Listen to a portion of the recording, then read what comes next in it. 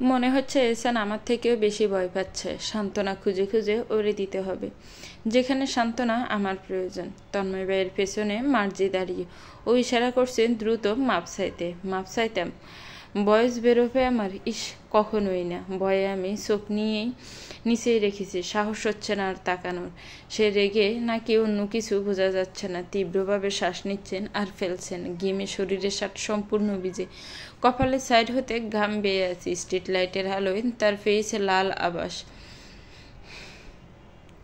আর চোখে তাকালাম, সে এখনো ঠায় দাঁড়িয়ে, তার চোখের তীক্ষ্ণতা আমার উপর। আচমকে এসে দুবাহু চেপে ধরলেন, আকাশ ফাটিয়ে চেঁচালেন, ঘর থেকে বেরোনোর অনুমতি কে দিয়েছে তোকে? তুই কি চাস হাত পা ভেঙে বাড়িতে বসিয়ে রাখতাম? কতটা স্পর্ধা বেড়েছে মেয়েটার। কিছু যদি হতে যেত। এতটা নাদান তুই এখনও কেন? কি করব তোকে দিয়ে আমি? দ্রুত কথা বলায় তার শ্বাস নিতে কষ্ট হচ্ছে, মুখমণ্ডল সম্পূর্ণ লাল হয়ে উঠছে। আমি কেঁদে ফেললাম, কাঁদতে কাঁদতে তার কোমর জড়িয়ে ধরলাম, দ্রুত মাথাটা তার বুকেই লিয়ে দিলাম। তাকে এইভাবে দেখে আমারই ভয় করছে, অথচ জড়িয়ে ধরে নিজেই হতবাক। সত্যি এমন একটা কাজ করে ফেললাম আমি। হাত কাঁপছে, আমার বুকের তীব্র দুঃখ দুঃখ কি সেই শুনতে পাচ্ছেন? তার শরীরে সে অদ্ভুত ঘ্রাণ নাকে আসছে, ম্যানলি স্মেল। তাকে দেখেই বোঝা যাচ্ছে কতটা ক্লান্ত সে। নিশ্চয় ঢাকা থেকে ডিরেক্ট এসেছেন আমায় খুঁজতে। তন্ময় ভাই শক্ত হয়ে আছেন, তার চেঁচামেচি চোখ বন্ধ হয়ে গিয়েছে নিমেষে। ধীর কেমন শান্ত হয়ে গেলেন, পরপরই আমার মাথা চেপে ধরলেন, শক্ত কণ্ঠে বললেন, আর কখনো যদি তার দ্বিতীয়বার না আসে, যদি আসে সেদিনই দুপা ভেঙে বাড়িতে বসাই রাখবো, শুনেছিস? আমি তার বুকে মাথা দোলালাম, সেও দাঁড়িয়ে এক চুলো সরেননি এবং ধীরে পিঠে হাত রাখলেন। হঠাৎ চোখ গেল বাম সাইডে, মার্জি মুখ চেপে হাসছে। লজ্জা লেগে উঠল, দ্রুত সরে দাঁড়ালাম। সামনে তাকাতে দেখলাম দ্রুত পায়ে রবিন ভাই আসছেন, সাথে বাবা আর বড় চাচ্চু। সোজা হয়ে দাঁড়ালাম, তখনই বাবা এসে বুকে আগলে নিলেন, তার গাল আমার মাথায় রাখলেন। বাবা এখনও কাঁপছেন, যেমন বড় ম্যারাথন শেষ করে এসেছেন। রবিন ভাই অসহায়ত্ব কণ্ঠে বললেন, পাগলের মতো নাচিস ভয়ঙ্করভাবে, দেখ এখনও শ্বাস নিতে পারছি না। বড় চাচ্চু বললেন, হয়েছে, মেয়েটা ক্লান্ত, বাড়ি চল। আবারও চোখের কোণে জল জমেছে। বাবা দুহাতে মুখ তুলে চোখের জল মুছিয়ে দিচ্ছেন, তার চোখ মুখ অন্ধকার। এই তো কেঁদে ফেলবেন এমন অবস্থা। সে আমাকে জড়িয়ে হাঁটা ধরলেন, কোনো প্রশ্ন বা রাগ কিছুই প্রকাশ করলেন না। গাড়িতে বাবা আমাকে নিয়ে পিছু বসলেন, বাবার বুকে মাথায় এলিয়ে দিলাম, বারবার মাথায় হাত দিচ্ছেন। বাবা হয়তো প্রচণ্ড ভয় পেয়েছেন, এখনও তীব্রভাবে শ্বাস ফেলছেন। বাড়ি ছেড়ে সত্যি বোকামি করেছি। সকলে কতটা ভয় পেয়েছেন তা তাদের চেহারাই স্পষ্ট। অবশ্য প্রচণ্ড ক্লান্ত লাগছে শরীর, আমার চোখ বন্ধ হয়ে আসছে। বাড়ি থেকে রেগে বেরোনোটা প্রচণ্ড ভয়ঙ্কর।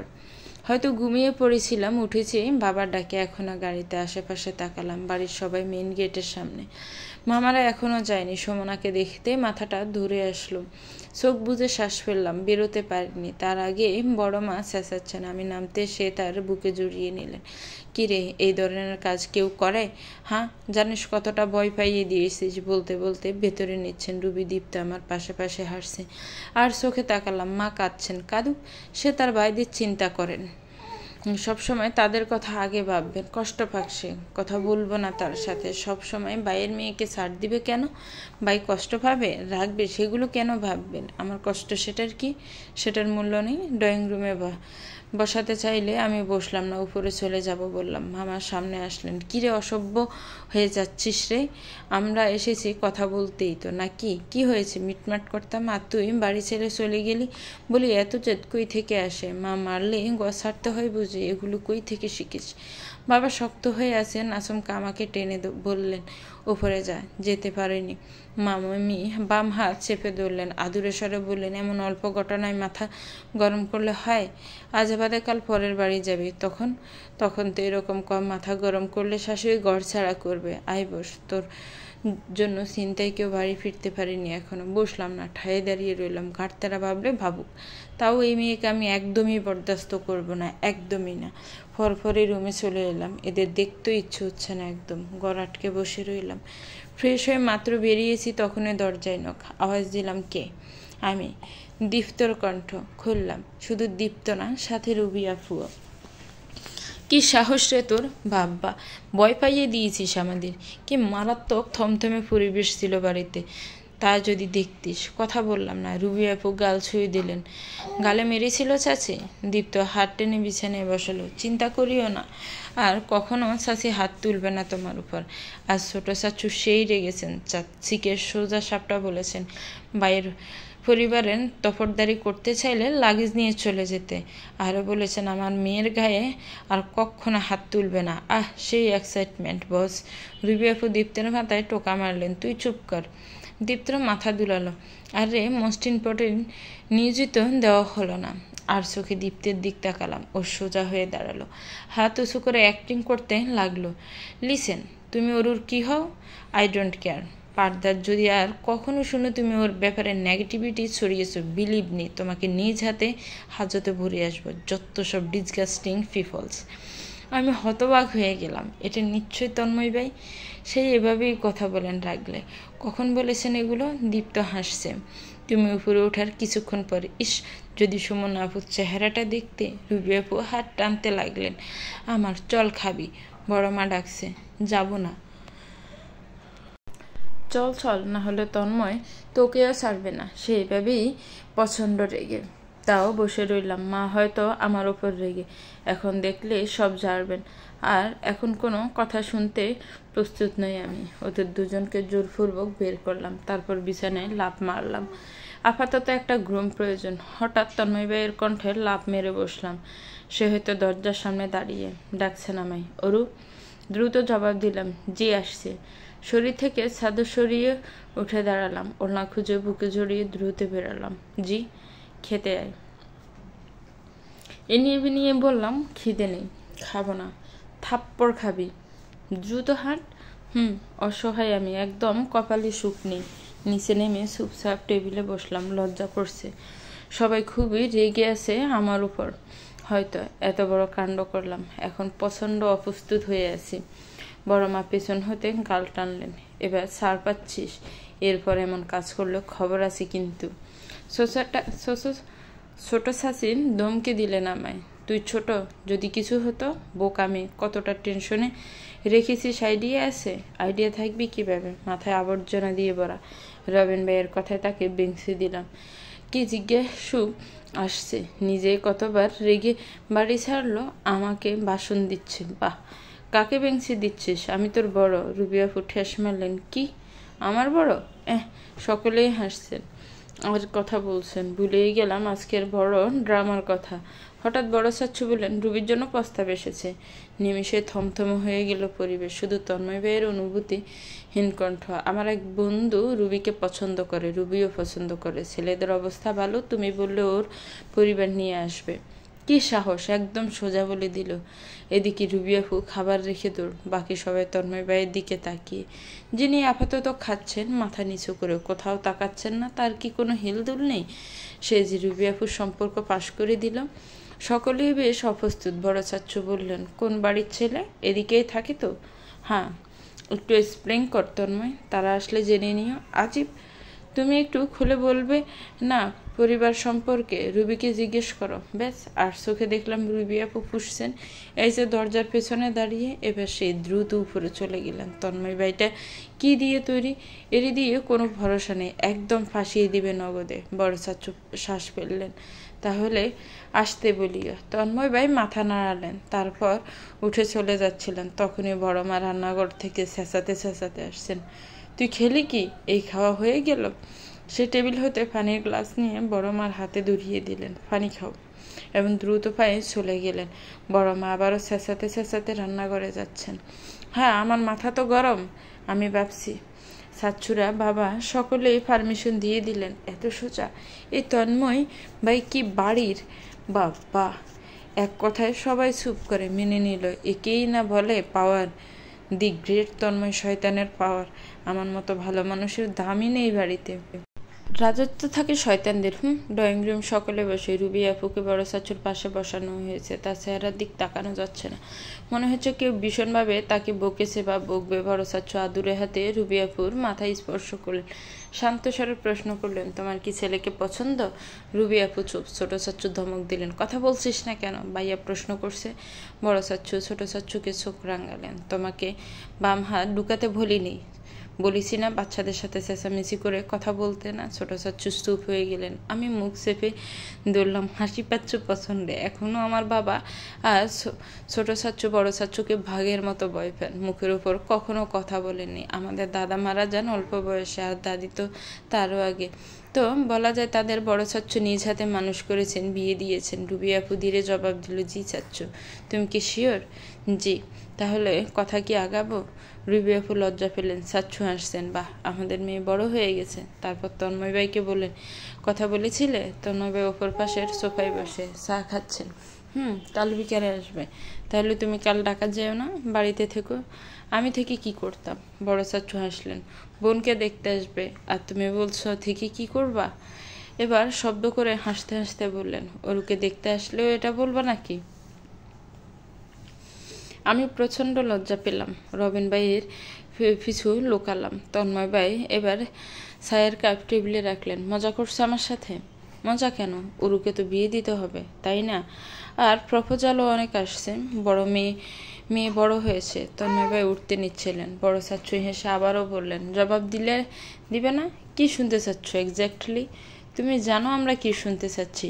তুমি থাকতে আমার বলতে হবে কেন? বিয়েটা দিয়ে দাও ওর সাথে আমার।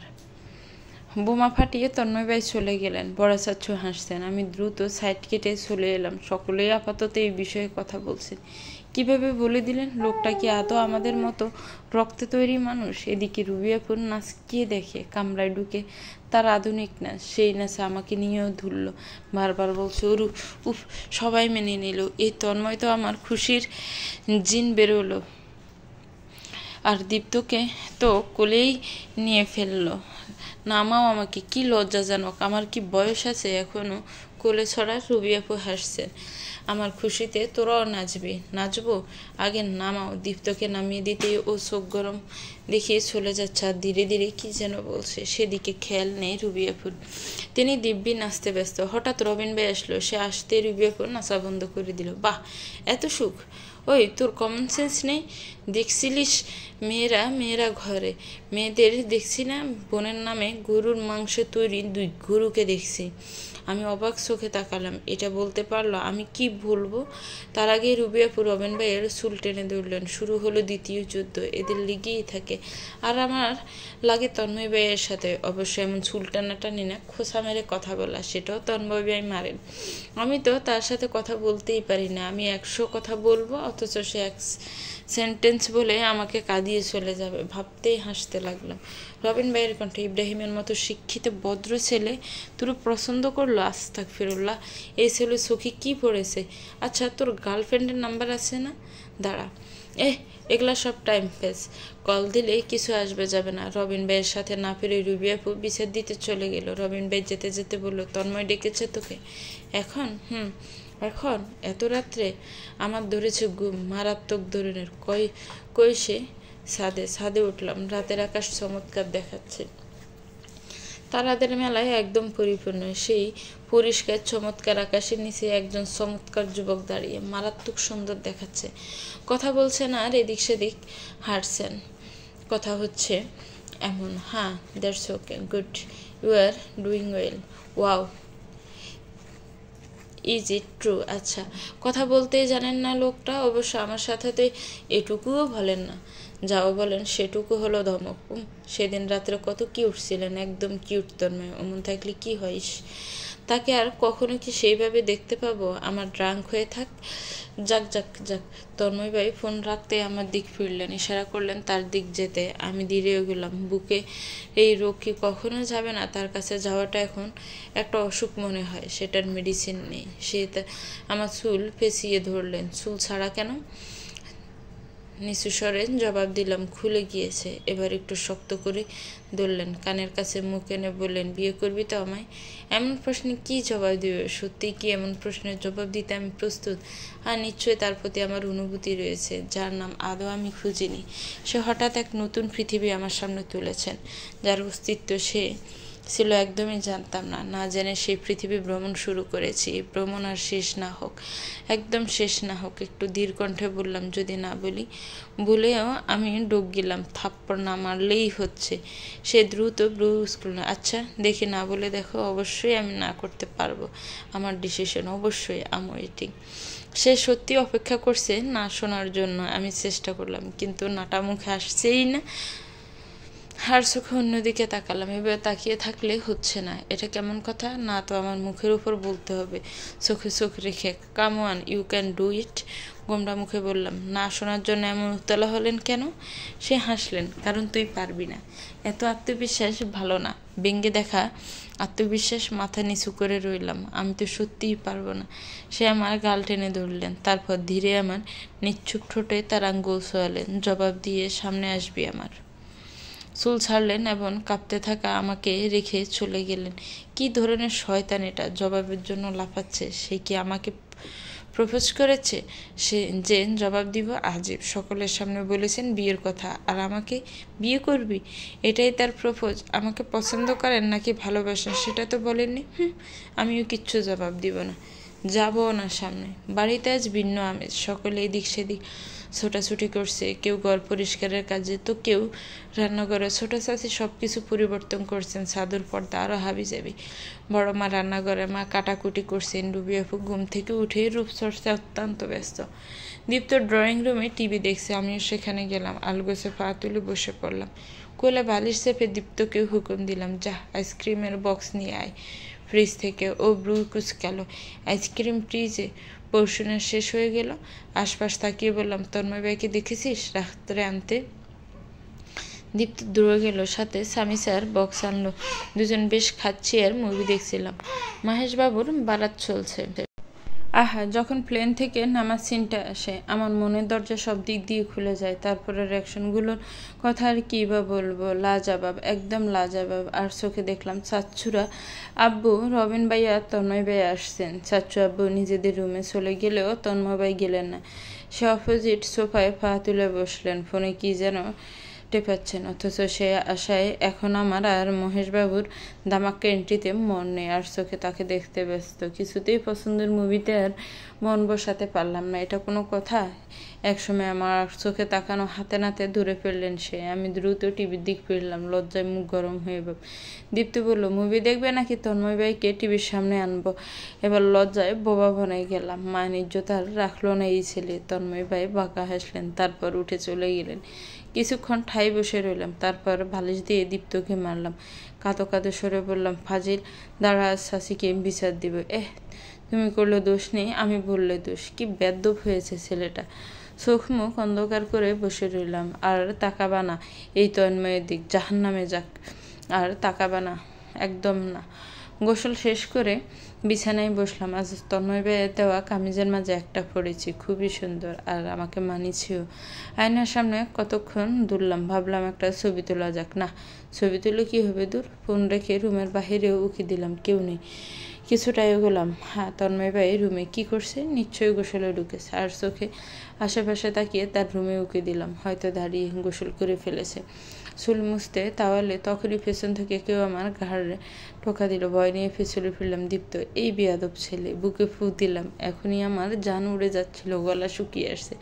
হঠাৎ দীপ্ত ধাক্কা দিল ভেতরের দিক, পরপরই চেঁচাতে লাগলো, অরু আপু, তুমি উকি দিয়ে কি দেখছিলে? দৌড় দেওয়ারও রাস্তা নেই। তন্ময় ভাই এগিয়ে আসলেন। আমি আমতা আমতা করে বললাম, উকি ঝুঁকি দিচ্ছিলাম না, ভাইয়া আছে নাকি দেখছিলাম।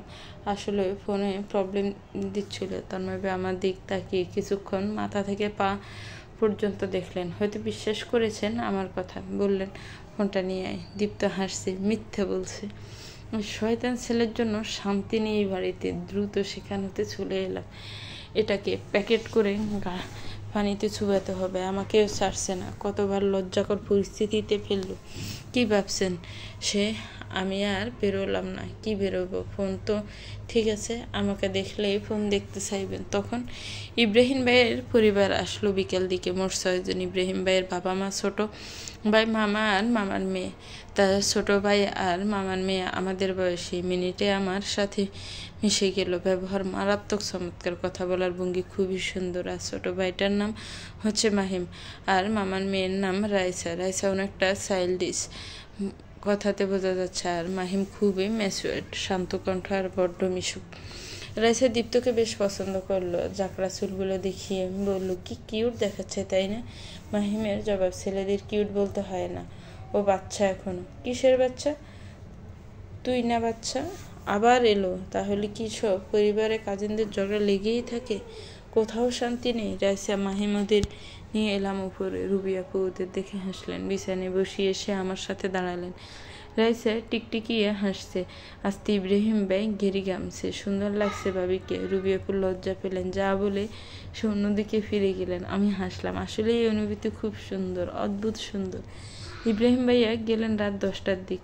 তাদের আর আমাদের বাড়ির গুরুজনদের রিয়াকশনে বোঝা যাচ্ছে তারা মেনেছেন, কিন্তু এখনো সঠিক জানা নেই।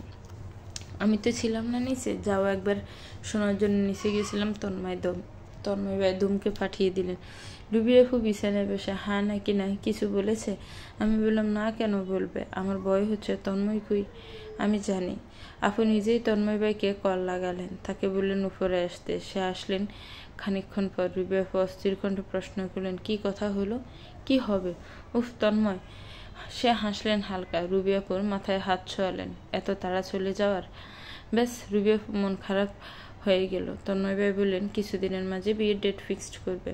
দীপ্ত তো লাফাতে শুরু করছে, এই বিয়ে খাবো, ওয়াও! তাহলে আমাদের বাড়িতে খুব জলদি রূপান্তরিত হচ্ছে।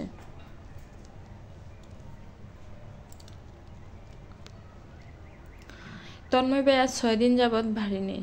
সেই যে গিয়েছেন, আর আসার নামগন্ধ নেই লোকটার। অবশ্য কল দিয়েছেন প্রায় প্রতিদিন। তাতে কি কল আর সম্মুখীন হওয়া কি এক হলো? একদম না। কলে তো শুধু তার মেনলি বয়স শোনা যায়, তার সে মারাত্মক মায়াবী হ্যান্ডসাম ফেস তো দেখাই যায় না। এবার ফিরলে অবশ্যই আমি আমার জবাব দিব তাকে। জবাব হবে হ্যাঁ। পৃথিবীর সবচেয়ে বড় হাসি উপহার দিয়ে বলবো, হ্যাঁ আমি আপনাকে বিয়ে করতে রাজি, এক পায়ে রাজি। যখন বলবেন তখনই বিয়ে করে ফেলবো, কিন্তু তার আগে আমাকে প্রপোজ করতে হবে। নিজের মুখে বলতে হবে যে, ওরু আমি তোমায় ভালোবাসি আর সারা জীবন একসাথে থাকতে চাই। বেশ, তাহলেই হবে। সকলেই তার হবু বউকে প্রপোজ করে, তাকেও করতে হবে, আলবাত করতে হবে। না করলে বিয়েও ঝুলে থাকবে। কি লোক, এখনো বলেনি নিজের মনের কথা। বিয়ে করবি, পছন্দ করিস আমায়, এগুলো প্রপোজ? একদমই রোমাঞ্চকর না লোকটা। সে কি শাহরুখ খানের ফিল্ম কখনো দেখেননি? শাহরুখ খানের তুখার রোমান্টিক ডায়ালগগুলো কি শোনেননি? দবদবে আকাশের নিচে দাঁড়িয়ে 2 হাত ছড়িয়ে দেবে আর আমাকে ইশারা করবে তার বাহুতে জায়গা করে নিতে। তা না, যত সব চুল টানাটানি। কত চুল ছেড়েছে তা তো বাদই দিলাম। এখন কি আমি তাকে রোমান্স শেখাবো? এতটাই চরিত্রহীন নাকি আমি? হ্যাঁ, হব চরিত্রহীন তার জন্য। এবার আসুক। প্রপোজ না করলে কথা নেই। ফ্রেন্ডদের বয়ফ্রেন্ড আছে, কি সুন্দর কাপড় পরা, অথচ আমার কি আছে তাও শিওর জানি না। কিভাবে বলবো আমার বয়ফ্রেন্ড আছে? সে তো তেমন কিছুই বলেনি। একদম ডিরেক্ট প্রিয়। প্রেম ছাড়া জীবনের মানে আছে? হ্যাঁ, প্রথম ভালো লাগা, তারপর চুটিয়ে প্রেম, তারপর না বিয়ে। আর আমার সাথে কি হলো? যাকে ভাবতাম পৃথিবীর সবচেয়ে বড় জাহিল, শেষে তারই প্রেমে পড়লাম। এখন তো ভালোবেসে ফেলেছি। এই যে রাত্রি ঘুমাতে পারি না, তার চেহারা 1000বার চোখ বন্ধ করে দেখে ফেলি। কলেজের ক্লাসে মন বসে না, শুধু তাকে ভাবি, অথচ সে আমাকে পেলে দিব্যি ভালো আছে। থাক, ভালো থাক। এবার আয় শয়তান।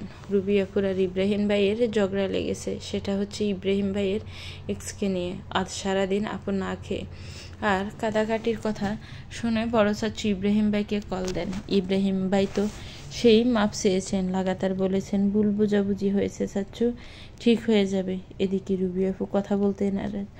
একদম শক্ত আওয়াজে তার জবাব, কথা বলবো না ওর সাথে, ও যাক, ওই মেয়েকে বিয়ে করুক। ইব্রাহিম ভাইয়ের অবস্থা তো নাজেহাল। কতবার আমাকে কল করেছেন বলার বাহিরে। তার একটাই কথা, প্লিজ ওরু, হেল্প মি, কথা বলাই দাও, আই উইল ম্যানেজ। কিভাবে ম্যানেজ করবেন? রুবি আপু তো কথাই বলতে চাচ্ছেন না। আমি তো ইব্রাহিম ভাইয়ের দোষ দেখছি না। আপু তো জানতেন তার এক্স রয়েছে, জানার পর রিলেশনে গিয়েছেন। এখন হঠাৎ দেখা হয় ভাইয়া তার এক্সের সাথে ছবি তুলেছেন। সেই ছবি এক্স তার ফেসবুক অ্যাকাউন্টে ছেড়েছেন, সেটা আবার আপু দেখে ফেলেছেন। এখন আপু রিগে মেগে শেষ। ইব্রাহিম ভাইয়ের কথা হচ্ছে সে তার এক্স, অতীত, বর্তমানে তার জীবনে কোনো জায়গা নেই, সে শুধু একটি ছবি তুলেছেন ব্যাস। অথচ আপু মানতে নারাজ। এখন ঝামেলা থেকে উদ্ধার করতে পারবেন তন্ময় ভাই, কিন্তু তন্ময় ভাই খুবই বিজি, বাংলাদেশের প্রধানমন্ত্রী যে, তাই উনি 24 ঘন্টাই বিজি থাকেন। পৃথিবীর মোস্ট বিজি শিডিউল নিশ্চয়ই ওনার। তারপরও কল লাগালাম, এবার রিসিভ হয়েছে। কি হয়েছে বল। দেখ কি অবাস্তব লোক, সারাটা দিন একটা কল দিল না। যাও আমি দিলাম, বলতেছি কি হয়েছে বল। মন তো চাচ্ছিল কলটা কেটে দিই, নিজেকে নিয়ন্ত্রণ করে বললাম, এভাবে বলছেন যেমন আমি আপনাকে ডিস্টার্ব করছি। আপনাকে ডিস্টার্ব করার জন্য আমি বসে নেই, আমার অনেক কাজ, হোমওয়ার্ক, আরও কত কি। উপাস থেকে হাসির আওয়াজ, মনে হচ্ছে গোসল ঘরে ছিলেন। ঝর্ণা বন্ধ করার শব্দ হলিস। আচ্ছা হোমওয়ার্ক, তারপর আর কি কাজ শুনি? আপনাকে কেন বলবো? কে আপনি আমার? যাকে তাকে আমি আমার সারাদিনের কাজের এক্সপ্লেন দিব নাকি? ও, অথচ যাকে তাকে যেসে ফোন দেওয়া হচ্ছে। যা, কল কেটে দিলাম, বলবো না এই লোকের সাথে কথা। পরপরই মনে পড়লো আপুর কথা, নিশ্চয়ই কাঁদছে। ইব্রাহিম ভাইয়ের অবস্থাও ভালো না। মানিজ্জত বেশি দিয়ে আবার কল দিলাম, সে রিসিভ করলেন। ওপাশে মিষ্টি হাসির আওয়াজ। মিষ্টি না, চাই। হয়েছে কি? নিজের জন্য কল দেইনি, নির্ঘাত প্রবলেম আছে তাই দিয়েছি।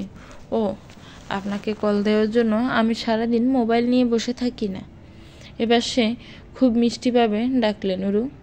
মনে হলো আমার এত অভিমান নিমেষেই হারিয়ে গেল। অতএব রাগের একটুও অবশিষ্ট নেই। তার স্থির কণ্ঠ, এই 4 দিন আমি অনেক ব্যস্ত ছিলাম। এই তো মাত্র রুমে এসেছি, গোসল শেষে তোকে কল দিতে নিচ্ছিলাম। খেয়েছিস?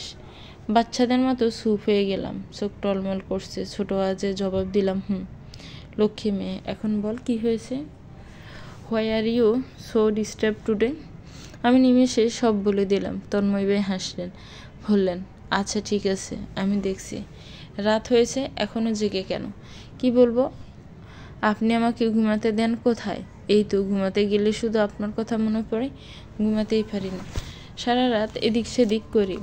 এ কী করে ফেললেন আমার সুন্দর জীবনটার? ঘুম আসছে না। এভাবে ফোন নিয়ে থাকলে আসবে? সেলফোন রেখে চুপচাপ ঘুমিয়ে যাবে, ঠিক আছে? একটু কথা বললে কি হয়? এই তো মাত্র কল দিলাম। মানুষ ঘন্টার পর ঘন্টা কথা বলে, আর সে এখনই রাখতে বলছে। অবশ্যই সে খুবই ক্লান্ত। সারাদিন পর মাত্র ঘরে ঢুকেছেন, নিশ্চয়ই খাননি এখনো। আমি বললাম, খেয়েছেন? ইচ্ছে করছে না, খেয়ে তারপর ঘুমাবেন। সে একটু চুপ থেকে জবাব দিলেন, আচ্ছা খেয়ে তারপর ঘুমাবো। আমি হাসলাম। সে খুবই সুইট, আবার শয়তানও, সবই সে। সকালে উঠে আরেক তাজা নিউজ, তা হচ্ছে আপু আর ভাইয়ের বিয়ের ডেট ফিক্সড হয়েছে আগামী মাসের 21 তারিখ। বাহ, মাত্র 1 মাস বাকি। শাশুড়ি এখনই সকল কিছুর আলোচনা করছেন। রুবি আপুর রুমে যেতে দেখলাম সে এসে কথা বলছেন। তারপর জানতে পারলাম তাদের সমস্যার সমাধান হয়ে গিয়েছে। তন্ময় ভাই কি এমন বললেন যে সব ঠিক হয়ে গেল? জাদু? সুমান্তার গানটা গিয়েছেন নিশ্চয়ই। কলেজে গিয়ে আরেক প্যারা, সেটা হচ্ছে সুমনা আপা। তিনি এখন আরেক দল বানিয়েছেন। আমাকে দেখলে কানাকানি করবেন, হাসবেন, আর ফুসুর ফাসুর তো আছে।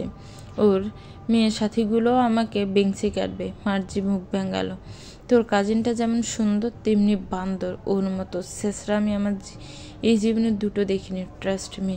হয়েছে, বাদ দে মানে? শোন, এখনও তোর এই কাজিন তন্ময় ভাইয়ের ফিসু ছাড়নি, জানিস? সেদিন তন্ময় ভাইকে কল দিয়ে প্রপোজ করেছে। অবাকে চূড়ান্তে গিয়ে চেঁচালাম, কি? হ্যাঁ, ওই যে সুমনার পাশে যে বসে, সেটা আমার ইংলিশ টিচারের মেয়ে, ওই আমাকে জানিয়েছিল। তারপর তন্ময় ভাইয়ের জবাব জানায়নি। মার্জি হাসছে, কিটকিটিয়ে বলেছে নাকি সামনে পেলে থাপড়ে দাঁত পালাই দিবে। আমার সুন্দর তন্ময়, সবাই তারে নিয়ে টানাটানি করে। এটা কি ঠিক? এই সুমনাকে কি করা যায়? বেশরম মেয়ে, এবার সামনে আসুক। আমার হবু বরের দিকে কুনজর দেওয়া, আঙ্গুল দিয়ে চোখ তুলে ফুটবল খেলবো। কলেজ থেকে ফিরবার পথে সামনে দাঁড়ালো সুমনা, আমাকে দেখে হাসছে। ব্রু কুচকে ফেললাম আমি। হয়েছে কি? হয়নি, খুব জলদি হবে তোর কল্লা।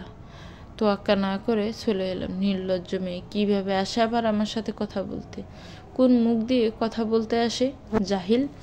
বাড়িতে এসে দেখলাম মায়ের মন খারাপ, কেমন মনমরা। হঠাৎ তার আবার কি হলো? কিছু একটা হয়েছে হয়তো, নিশ্চয়ই কিছু নিয়ে টেনশনে। দেখলাম বড় মাকে জিজ্ঞেস করছি কি হয়েছে। মা জবাব দিচ্ছে না, ধীরে ধীরে কাজ করছেন। তার নাগাদ না পেয়ে উপরে চলে এলাম। ড্রেস পরিবর্তন করে যাই, দেখি কি হয়েছে তার। যখন নিচে নামলাম তখন আর সে আশেপাশে নেই, নিশ্চয়ই রুমে। আমি রুমের দিক যাচ্ছি, দূরত্ব থেকে চেঁচামেচি শোনা যাচ্ছে। বাবা চেঁচাচ্ছেন। আবার কি হলো? এবার ধীরে গেলাম, সাইড হয়ে তাকালাম। বাবা হাত তুলেছেন মাকে মারার জন্য। আমি দ্রুত ভিতরে ঢুকতে থেমে গেলাম বাবার কথায়। তোর পরিবার উঠে পড়ে লেগেছে আমার পরিবার বিনাশ করার জন্য। তোর ভাইয়ের মতো জালিয়াত এই পৃথিবীতে আর একটা নেই। আমার একমাত্র মেয়ে, তুই তার কথা না ভেবে ভাইয়ের মেয়ের কথা ভাবিস কেমনে? হ্যাঁ, তোর ভাই যখন তার মাইয়ার প্রস্তাব তন্ময়ের জন্য দেয়, তোর মুখ তখন কই ছিল? বলিস নাই কেন তন্ময় আর অরুর বিয়ে ঠিক হয়ে আছে?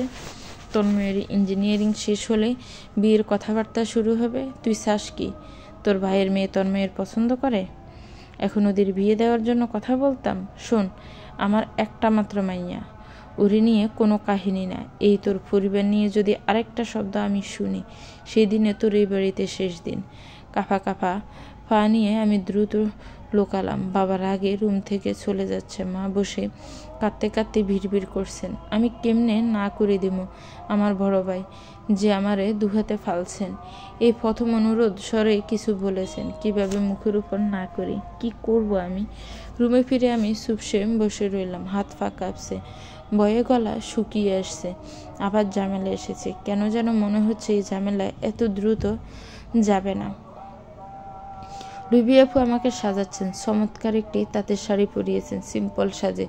চুলগুলো খোপা করেছেন, সামনে দুপাশে কিছু চুল ছেড়েছেন। নিজেকে যখন আয়নায় দেখলাম প্রচণ্ড অবাক হলাম। আয়নার সামনে এক নতুন আমি, একদম ভিন্ন। টানা কাজল, চোখগুলো নিষ্পাপ। খোপায় রয়েছে ফুলের মালা, সচ্ছল সে মেলায় কারো ঘন চুল। রুবি আপু ধাক্কায় রুম থেকে বেরিয়ে নিচের দিকে যাচ্ছে। অনুভূতির ভার বুকে চেপে আছে। প্রত্যেকটি পদক্ষেপ জানান দিচ্ছে কতটা ব্যাকুলতা আমার বুকে, তাকে দেখার জন্য, তাকে অনুভব করার জন্য। এই তো সে দাঁড়িয়ে, সে শেষের দিক সে দাঁড়িয়ে, পরনে অপরিসীম সুন্দর এক ফালফন পাঞ্জাবে, ভয়ানক সুন্দরী রূপান্তরিত আছে। ধীরে ধীরে নামছে, শেষের দিক আসতে সে তার ডান হাত আমার দিকে এগিয়ে দিলেন। অস্থিরতা রেখে ধীরে তার হাতে নিজের হাতে রাখলাম। সে আমার হাতে তার ছোট ঠোঁট ছোঁয়ালেন, ধীর কণ্ঠে জানালেন আমার স্বপ্নের পেয়েছি আজ বাস্তবে। চোখ বন্ধ করে স্বপ্ন বন্ধ করে দিলাম। এই অনুভূতি খুব যন্ত্রণাদায়ক। শ্বাস আটকে আসছে, তীব্র হার্টবিট নিয়ে আবেগী চোখ তার পানে সে মধুময়ী। এই সময় যেন থমকে যায়, সারা জীবনের জন্য যায়। সে শক্ত করে হাত ধরলেন, পাশাপাশি হেঁটে বেরোচ্ছি দুজন। বাইকে ওঠার সময় সে কোমরে স্পর্শ করে উঠতে সাহায্য করলেন। আতুরভাবে চোখ বন্ধ করে ফেললাম। তারপর দীর পিছন হইতে দুহাত তার দুপাশে ছোঁয়ালাম। সে বাইক স্টার্ট দিলেন। বাইক চলছে। দুজন বেরিয়ে পড়লাম অজানা উদ্দেশ্যে। নির্জন এক স্থানে পৌঁছেছি। অনুভব করলাম তার ঠোঁট ক্রমশ আমার ঠোঁট বরাবর আসছে। এই তো শুয়েছি। শাড়ি শক্ত করে চেপে দিলাম। আর হুঁশনি বয়স ভালোবাসে। চোখ বন্ধ করে আমি তার স্পর্শের অপেক্ষায়। হঠাৎ উরু, দ্রুত উঠ, কাজ আছে। লাফ মেরে উঠে বসলাম। বুকে তীব্র দুক চলছে, পেটে অদ্ভুত যন্ত্রণা হচ্ছে। এখনো শ্বাসরুদ্ধ করা অবস্থায় আমি। চারপাশ গোলাটে লাগছে। আবারও চোখে বসছে তন্ময় ভাইয়ের পাঞ্জাবি পরা মুখ। এই স্বপ্ন দেখছিলাম, সব স্বপ্ন ছিল। তাহলে তার সংস্পর্শের অনুভূতি এখনো এমন তাজা কেন? মনে হচ্ছে সে আমাকে ছুঁয়েছে অদ্ভুতভাবে। রুবি আপু অবাক কণ্ঠে বললেন, কিরে কি হয়েছে? লজ্জায় মাথা নিচু করে ফেললাম। রুবি আপু না ডাকলে চুমুটা উহু বালিশে মুখ চেপে নিলাম। ভাবতে শরীর শিউরে উঠছে। কি হচ্ছে আমার সাথে? মাথা উঁচু করে চলচল নয়নে আপুর দিক তাকালাম। রুবি আপু কপালে হাত ছোলেন। জ্বর এসেছে নাকি? না তো, নেই। অসুস্থ লাগছে নাকি? পিরিয়ড হয়েছে? বিরক্তিকর স্বরে বললাম, দূর না, তাহলে এমন সাইকো সাইকো বিহেভিয়ার কেন? তাজ্জব বনে গেলাম, সাইকো বিহেভিয়ার? আমার এগুলো সাইকো বিহেভিয়ার লাগছে? তো পাগলের মতো গুনগুন করছিস, বালিশ চেপে আসিস, একটু একটু হাসছিস, আবার লজ্জায় লালও হচ্ছিস। সাইকেও তো লাগছে। হঠাৎ আমার কাছাকাছি আসলেন, অবাক কণ্ঠে প্রশ্ন করলেন, কিরে তন্ময়কে নিয়ে আবার খারাপ স্বপ্ন দেখিসনি তো? ছি, গেট আউট। আপু হাসছেন। দ্রুত ওয়াশরুমে দৌড়ালাম। কি একটা অবস্থা! ওয়াশরুম হতে বেরিয়ে দেখলাম দীপ্ত বিছানায় বসে, হাতে চকলেট কোন। কে এনেছে? সাফা স্বরে বলল তন্ময় ভাই। জোরে চেঁচালাম, কে? কান দু হাতে চেপে জবাব দিল, বাড়িতে কয়টা তন্ময় ভাই? আমার তোরার কে দেখে? দৌড়ে তার রুমে উঁকি দিলাম, নেই সে। আবারও ঘুরে নিচে নামলাম, সেখানে এনে আশেপাশে খুঁজলাম, নেই তো। রেগে গেলাম, দিলাম দীপ্তর মাথায় থাপ্পড়। রাগী কণ্ঠে বললাম, একদম এই বিষয় নিয়ে ফাজলামো করবি না, কখনো না। এত প্রত্যাশা নিমিষেই ভেঙে গেল। এ যেন কষ্ট, তা যদি দীপ্ত বুঝতে পারত। দীপ্ত চোখ কুচকে ফেললো। ইনফরমেশন দেব না তোমায় আর। গেলাম। ওর গেঞ্জি টেনে ধরলাম। আবারও প্রত্যাশাময় চোখ দুটো দেখিয়ে প্রশ্ন করলাম, মিথ্যে কেন বললি? বিরক্ত নিয়ে জবাব দিল, তুমি পুরো কথা শুনলে কই? অস্থির গলায় বললাম, আচ্ছা শুনছি বল। ভাই, মেন গেটের সামনে দারোয়ান নানার সঙ্গে কথা বলছেন। আবারও দৌড় লাগালাম। পেছন থেকে দীপ্ত চেঁচাচ্ছে, এভাবে যেও না, তার বন্ধুরা এসেছে সাথে, তোমাকে ভাই আস্ত গিলে ফেলবে। না থেমে আমি রাস্তা বদলালাম, ছাদে চললাম। ওখান থেকে তো আর দেখবে না। গিয়ে দেখলাম রুবি আফুও দাঁড়িয়ে, মিষ্টি হেসে তাকিয়ে, তার মানে ইব্রাহিম ভাইও এসেছেন? বাবা! আমি পাশে দাঁড়ালাম। ওই তো সে দাঁড়িয়ে, সকলের স্বপ্নের লোক। স্বপ্নে আমাকে হেনস্থা করে কত সুন্দর করে দাঁড়িয়ে। সে এত সুন্দর কেন? রুবি আপু চমকে উঠলেন।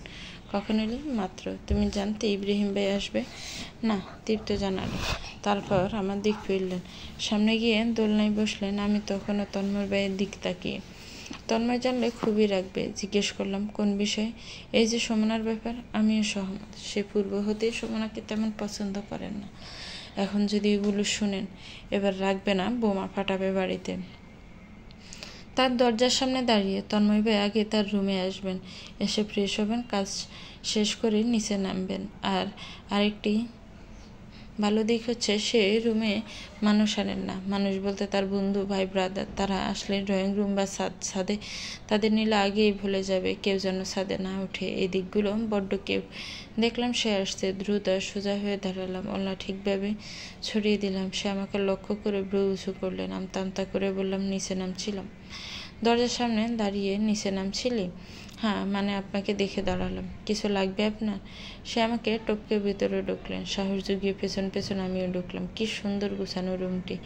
এখানে যে একজন ব্যক্তি বসবাস করেন তা অবিশ্বাস্য মনে হবে। একটু ময়লা নেই, ক্লিন একদম। এত সুন্দরভাবে ক্লিন তো আমার রুমও নেই। এদিক সেদিক কাপড় পরে আছে, হয়তো ঘুম থেকে উঠে বিছানাও গুছিয়ে আসেনি। হ্যাঁ, সে তার হাতের ব্যাগ ড্রেসিংয়ে রাখলেন, একে একে হাত গড়িয়ে খুলছেন। বললেন, আপাতত কফি খাওয়াতে পারিস, একটু রোমান্টিক না। দূর, কোথায় একটু মিষ্টি কথা বলবে? কফি? আমি ঠায় দাঁড়িয়ে রইলাম। কফি কেন? মধু আনি? তন্ময় আমার দিক ফিরলেন। কি হয়েছে? না, যাচ্ছি। সে পিছু ডাকলেন, ওনা ঠিকভাবে নেই, চুল বেঁধে যায়, নিচে মেহমান আছেন। এগুলো মনে থাকে। ইব্রাহিম ভাইকে সেই খাতির করা হচ্ছে। বড় মা ফরফর যা আছে বাড়িতে সব সার্ভ করছেন। আমাকে দেখতে পাশে বসতে ইশারা করলেন। আমি বসলাম। দীর্ঘণ্ঠে প্রশ্ন করলেন, আমার উনি কই? দুষ্টু স্বরে বললাম, আপু আপনাকে অলরেডি দেখেছে। সত্যি? কিভাবে? ছাদে দাঁড়িয়ে একদিনে শুধু আপনাকেই দেখেছে। বড় হাসি তার ঠোঁটে ঝুলো। ওয়াও, ডেকে আনো না প্লিজ। কি পাবো আনলে? যা চাইবে। ইস, মিথ্যুক। সত্যি? ঘুরতে নিতে হবে আমাদের। ওয়াও, এটা তো আরও উত্তম। অবশ্যই।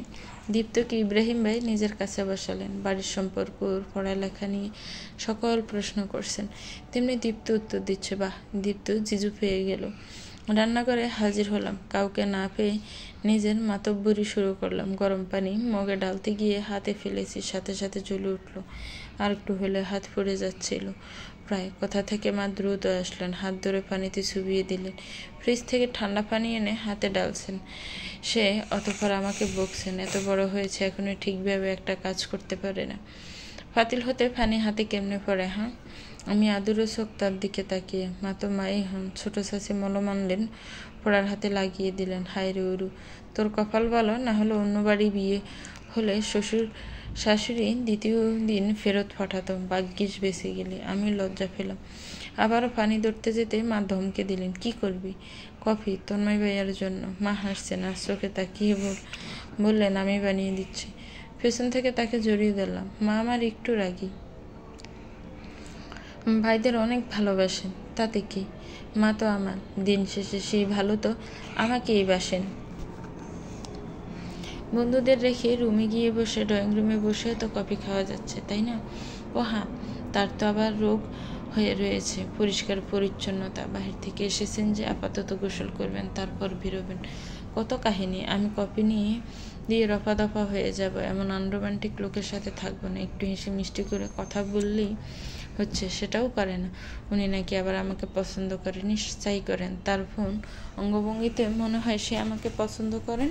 মুখে তো কিছুই বলেন না, আর ইশারা তো না। পারমিশন লাগবে কেন? তার আছে কি? কি আমি ঢুকলাম তন্ময় বাহিনী গোসলে। আমি ধীরে তার রুমে পাইচারি শুরু করলাম। টেবিলে বড় বড় বুকস পড়ে। এভাবে কি তাকে বিলিয়ন বলা হয়? এগুলোই পড়েন বুঝি? বইয়ের মাঝে মাঝে ট্যাগ লাগানো, have you to finish it Tanmoy. আমি হেসে ফেললাম। পারে বটে। কিছু স্কেচ ফেললাম। বাড়ি ঘর দালান হাবিজাবি আর্ট করা। আমার কাছে তো হাবিজাবিই লাগছে, হয়তো তার কাছে ইম্পর্টেন্ট। অবশ্য আর্ট করতে তিনি খুব ভালো পারেন। দীপ্ত রুবিয়াপুর অ্যাসাইনমেন্ট আগে তন্ময় বেশ সাহায্য করতেন কোনো কিছু আর্ট করতে হলে। তার কাছেই আসা হয়, আমি আসতাম না। বাবা, তাকে আমার যা অপছন্দ ছিল আসার প্রশ্নই উঠত না।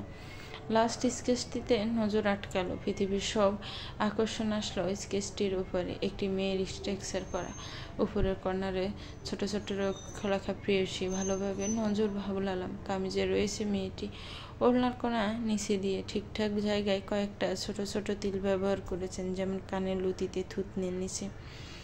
এমনভাবে নজর রেখে আর্ট করেছেন লোকটা কোনো মেয়ের ইজ্জত নিয়ে ছিনিমিনি খেলছে। হঠাৎ দ্রুত স্কেচ নিয়ে টেবিলের সামনে দাঁড়ালাম। গলার জামাটা একটু নিচে করলাম। গলাটা শুকিয়ে আসছে। ঠিক ডান পাশে তিলটা স্কেচ, তারপর বাকিগুলো ঠিকঠাক পেয়ে গেলাম। নিজের শরীরে এত জায়গায় তিল তা আমি নিজেও জানি না।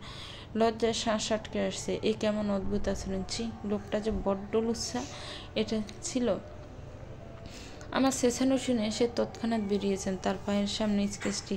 কি মারাত্মক অসুন্দর পরিস্থিতি। দ্রুত উঠে দাঁড়ালাম। স্কেচ ধরার আগে তন্ময় ভাই তা উঠালেন। সেটার দিক কিছুক্ষণ তাকিয়ে থেকে আমার হাতে ধরিয়ে দিলেন। হাতে স্কেচ নিয়ে দাঁড়িয়ে দেখছি তিনি চুল মুছতে ব্যস্ত। উনি কি এটার এক্সপ্লেনও করবেন না?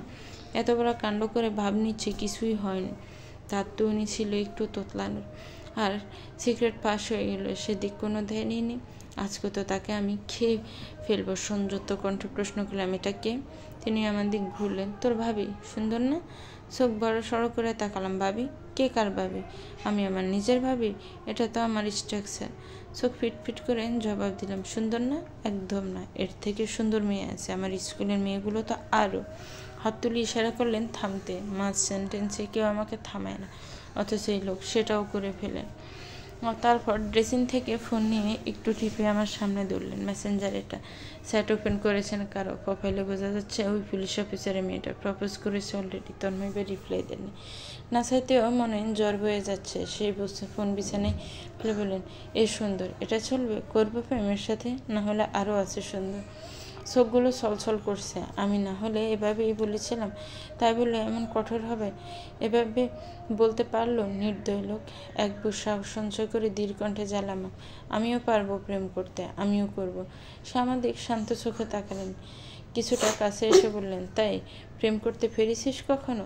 বুকটা স্যাত করে উঠল। আসলেই তো এত বছরের জীবনে একটা প্রেম নিবেদন কিছুই নেই। পারিনি তাতে কি? অবশ্যই পারবো এবং করব। তার মুখ আমার কান বরাবর আনলেন। শান্ত স্বরে জানালেন, না করতে পেরেছিস, না করবি, আর না আমি করতে দিব। তার উপস্থিতি চলে গিয়েছে, অথচ তখন আমি চোখ বন্ধ করে শ্বাস আটকে দাঁড়িয়ে। রুবিয়াপু ঘাপটি মেরে বসে তার রুমে যেতে এসে খপ করে আমার হাত চেপে ধরল। তিনি নিজের পাশে বসালো। তার অদ্ভুত আচরণ দেখে প্রশ্ন করলাম, হয়েছে কি? ইব্রাহিম ভাই তোমার অপেক্ষায় বসে, নামবে না? রুবিয়াপুর মুখ লালচে হয়ে আসছে। শি ইজ ব্লাশিং হয়েছে কিছু কি? বলবে আমায়? একটু জোর দেওয়া যায়? তার হাত চেপে বললাম, আমাকে বলো না। হালকা কাশলো, চোখ নিচু করে জবাবের বদলে এক প্রশ্ন করলো, যা শুনে আমি রীতিমতো বিছানা থেকে পড়ে নিচ্ছিলাম। তন্ময় কি তোকে চুমু খেয়েছে? বড় এক চিৎকার দিয়ে দিলাম। কি? দেখ ওরু, রাগিস না, আমরাই তো, তাই না? বল, তোকে চুমু খেয়েছে ঠোঁটে? লাগাতার মাথা নাড়ালাম, অবিশ্বাসের চোখে তাকিয়ে। এগুলি কি উদ্ভট প্রশ্ন? রুবি আপু লজ্জায় লাল, অন্যদিকে ফিরে বলল, ও কাল না আমাকে নিতে এসেছিল, তো দুজন ঘুরতে বেরিয়েছিলাম। ও মানে ফিরবার পথে জোরপূর্বক চুমু খায়। এখন আমার অনেক লজ্জা করছে সামনে যেতে। ও মাই গড, ও মাই গড, ওয়াও ওয়াও। তারপর তারপর তারপর তারপর আর কি? বাড়িতে এসে আমি ওর ফোন রিসিভ করিনি, তাই তো চলে এসেছে বাড়িতে। So romantic, wow. এটাই তোমার প্রথম কিস? লজ্জা সংকোচ ভেঙে জবাব দিলেন, হ্যাঁ, জীবনের প্রথম। আমাদের রিলেশন তো বছরের বেশি হচ্ছে। ও কখনো আমাকে স্পর্শ করেনি। মাঝে মাঝে কপালে চুমু খেত বা পাশাপাশি হাঁটলে কোমরে ধরত, কিন্তু কাল রাত্রে কি হয়েছিল ওর কে জানে। তারপর হাসলেন, আমাকে বললেন, এখন তুই বল, কিস করেছিল? নিচু স্বরে জবাব দিলাম, না। তার অবাক কণ্ঠ, কি এখনো হয়নি? তন্ময় তোকে চুমু খায়নি? ও যেভাবে তাকায় তোর দিক, আমি তো ভেবেছি পুরো খেয়ে ফেলেছে। সি, নষ্ট কথাবার্তা। আচ্ছা আচ্ছা, সরি। বল, সত্যি তোদের কিছু হয়নি? হুম, না। কি করেছে তাহলে? আর চোখে তাকিয়ে বললাম, কিছুই করেনি। সত্যি? হ্যাঁ বাবা। মন খারাপ করে আবারও বললাম, সে তো কিউটভাবে সহজে কথাও বলে না, কিছু করার কথার প্রশ্নই আসে না। আনরোমান্টিক লোক, অথচ এই কিন্তু এক বড় লুচ্ছা। সেটার প্রমাণ তো পেলামই আজ। আমার মান ইজ্জত নিয়ে টানাটানি লেগে গেছে। রবি আপু দুষ্ট হাসলেন, হয়তো তোকে সময় দিচ্ছে। তুই তো আর বাইরের মেয়ে না, ওর নিজের প্রিয়। অবশ্যই তোর কথা প্রচণ্ডভাবে, না হলেও খুবই বউপ্রিয় মানুষ। দেখবি বিয়ের প্রথম 3-4 দিন তোকে রুম থেকেই বেরোতে দিবে না। বলেই রবি আপু হাসতে লাগলেন। ছি, কি লাগামহীন কথা। রবি আপুটা বড্ড আধুনিক, অথচ ইব্রাহিম ভাইয়ের এক চুমুতে ঘায়েল। হি হি হি। হঠাৎ দীপ্ত হাজির, অধিক বয়স্কদের আওয়াজ টেনে বলল, এই যে শুন্টু বে ব্রাইড, জিজু এসেছে। আমি দীপ্তর দিক তাকালাম। ছেলেটা এত অ্যাডভান্স কেন?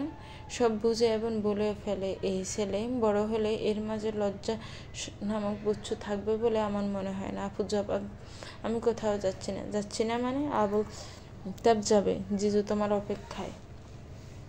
দেখেছি সরু, এখনই জিজু জিজু করছে এই ছেলে। আমি রুবি আপুর হাত ধরে তাকে উঠালাম বিছানা হতে। চলো তো। আমি দীপ্ত তাকে এক প্রকার টেনে হিঁচড়ে নিয়ে যাচ্ছি। দীপ্তর আবদারে ডিসিশন নেওয়া হলো, ঘুরতে যাওয়া হবে পাহাড়ি চরে। সেখানে আমার পিকনিক যাওয়ার কথা ছিল। বড় চাচ্চু সহমত হলেন না, বললেন মাসখানেক বাকি ওদের বিয়ের, এই সময় যাওয়াটা। ছোট চাচ্চু নিচু স্বরে বললেন, যাক ভাইয়া, তন্ময় তো থাকবে সাথে। দীপ্ত চেঁচামেচিতে বড়রা মানতে বাধ্য হয়। এভাবে কেউ চাচ্ছিলেন না প্রাপ্তবয়স্ক ছেলে মেয়ে একসাথে যাওয়ার ব্যাপারটা। বড় মা উতলা কণ্ঠে আর্জি করলেন, দুপুরে খেয়ে বেরিয়ে যাস, দ্রুত চলে আসিস আবার। ইব্রাহিম ভাই উঠতে নিচ্ছিলেন, ছোট চাচি থামিয়ে দিলেন। কোথায় যাচ্ছ বাবা? ড্রেস কিছু প্যাক করতে হবে না? আব্বু বললেন, ড্রাইভার পাঠিয়ে দাও। পার্সোনালি নিলে ব্যাপার হয়, আর টুকটাক কাজ বুঝিয়ে দিয়ে আসতে হচ্ছে। ঠিক আছে। ইব্রাহিম ভাই চলে যাচ্ছেন, তন্ময় ভাই ফোনে কথা বলছেন। রুবি আপু প্যাকিং করতে দৌড়। দীপ্ত কী নিবে ভাবছে, আর মাত্র 2 দিনের ব্যাপার, এত প্যাকিং করে কি হবে?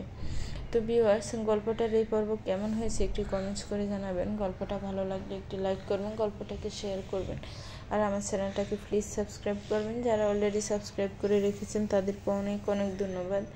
ভালো থাকবেন, সুস্থ থাকবেন, আমার চ্যানেলের সাথেই থাকবেন। আল্লাহ হাফিজ, আসসালামু আলাইকুম।